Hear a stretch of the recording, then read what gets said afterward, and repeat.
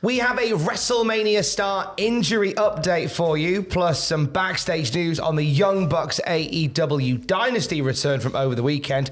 And we had a bizarre run-in after Raw went off the air. It's all in the Cultaholic wrestling news right now. Over the weekend, we had the news of Kevin Owens missing out on WrestleMania. We may not see Kev for a few years by the sounds of it as a result of injuries. And I'm a little bit concerned about another guy who's WrestleMania bound right now. Yeah, so Raw in London, we saw Drew McIntyre put through some real glass. A car windshield at the hands of Damian Priest. In the process of being chokeslammed through that windshield, some glass flew up and it went in Drew's eye. Oh, now it's to the point where it was after the show that people saw Drew with an eye patch on. There's a few people saying, "Oh, Drew's wearing an eye patch." Drew is known to work people a little bit. It's just a little bit of shenanigans. Now, it was reported that he had suffered an eye injury during that attack. PWInsider.com saying that McIntyre, however, did not get glass in his eye, but had something in his eye that was causing him issues following the attack. Damian Priest just stood in front of him. Priest in his eye, caused them issues. Oh, I see what you did there. Sorry. It was following this that Drew McIntyre shared a photo on Twitter from an eye exam that he's having. You can see it there with the caption, "Small steps in the right direction." Leads the question, what's in the eye? Or does it even matter? As long as he's all right, that's all that matters, That really. is all that matters. But it's, anytime you've ever had anything in your eye, ever so frustrating, especially when you need your eyes to wrestle, or at least find your way around a little bit. I know you've got exceptions to the rule, like the brilliant Crazy Steve, who is registered blind but can put on a banger.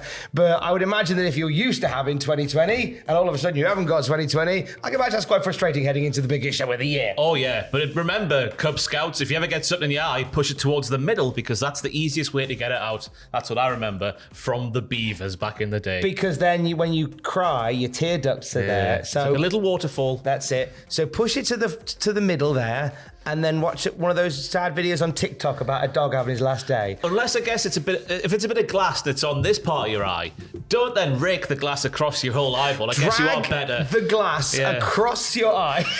It's a discretionary basis on what you pull towards the middle of your face, obviously. If it's a little eyelash, go ahead for it. Just go for it, kids. But if it's going to be glass, go the other way. I'm going to go ahead and say that you're better off not getting medical advice from two guys on a wrestling YouTube channel, I would say. So take it with a pinch of salt. But for goodness sake, don't put it in your eye.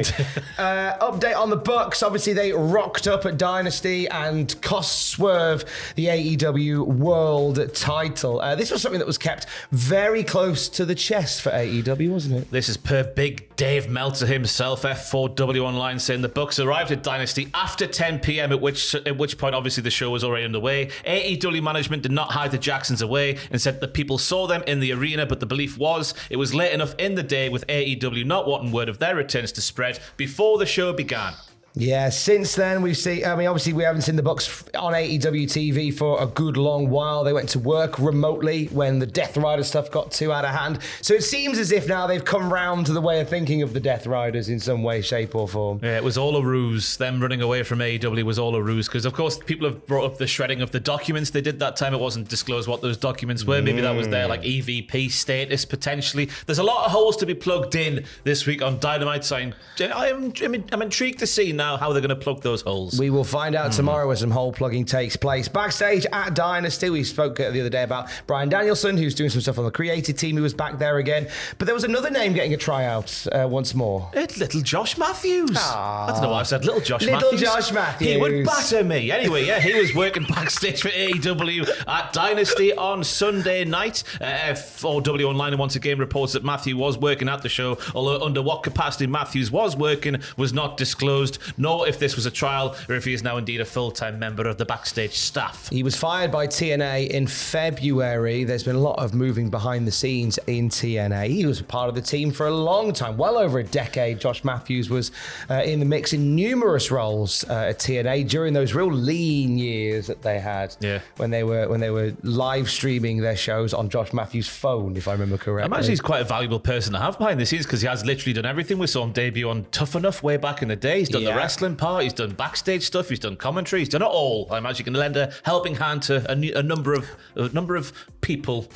A number of people Categories of person who work in the wrestling. I'm awake today. See, I genuinely thought that the category of people he'd be lending a hand to would be in WWE. I thought he might be one of those ex-TNA guys, like Chris Park, like Jeremy Borash, that make their way over to the WWE side of things. And obviously he started in WWE via Tough Enough, in a way, but never quite. But I thought he might have made his way back by this point. Yeah, who knows? He might do if it is a trial basis. They might snap him up. Nice. Borash might put a word in if they got along. I don't know if they did. They probably did. I hope they did. Raw last night ended with quite a bizarre run-in when the cameras went off the air. So yeah, the main event segment was CM Punk getting felled by Seth Rollins. CM Punk is obviously still in the ring selling the curb stomp. What will Rollins' favour be from Heyman though, Paul? Tom, Jeff. Well, unbelievable, Jeff. There's been another favour. I don't know, has there? Anyway, Punk's obviously still in the ring from that curb stomp. Austin Theory and Grayson Waller come down and they threaten to attack racist fat comedian who also likes to shag dogs, Bernd Kershaw. So Bernd Kershaw obviously was on the show last night having a little bit with Backstage with Otis. They rip their shirts off. Otis calls him babe. It's fantastic scenes. But then Bruce Kreischer, he's then in the ring with CM Punk. They take down the heels and Grayson Waller and Austin Theory. Bernd doing a big choke slam. And then, Punk puts the Seth Rollins' coat on and then he gives the coat to Bernd. It's an incredible set of circumstances. I think Breast Crystal's landed some lovely choke slams, actually. He really got some height on them. He'll love that we've got his name wrong all the way through this. He'll love Bernd that. Kirshner. He'll love that. Well, it's like the Go Big Show all over again. Yeah, he landed some beefy choke slams and then they had a little lark about with Seth Rollins' coat. Seth Rollins will be fuming at that. I don't think this is going to lead to a Celebrity Mania match. I think it's more just a case of let's highlight some celebs who are in the crowd. They should have got the lad who did Devil May Cry. He was there as well, dressed as Dante. That was good fun. Oh, yeah. There we go, video game reference. That's why it went straight over my head. I'll just nod and smile. Video game reference, pal. Raw last night obviously ended with Seth Rollins saying that Paul Heyman now owes him a favour.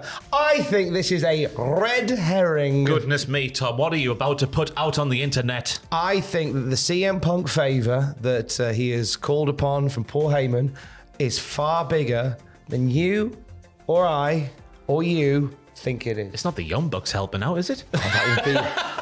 I mean, that would be hilarious. I think it's bigger than all of us, and I think it could be landscape changing. I would like to present you some evidence to this and put on me what if fedora and consider what could potentially be the final scenes of WrestleMania that involve one Chancery Montgomery Punk and one Paulie Dangerously. And I've heard that Tom says if it doesn't happen what he says in this video, he'll eat a hat. I will eat a what if fedora. That went so well for Sam last time. Bless him, he had to have his stomach pumped. It was awful. Hold and give. Yes, 4 p.m. I'll be there doing some EAFC 2-5 career mode with Sunderland as we take on the Europa League. That's how high we are. Let's go. Up the Europas. And for the very latest wrestling news at any time, you can check out Cultaholic.com. Stay safe and love you. Bye.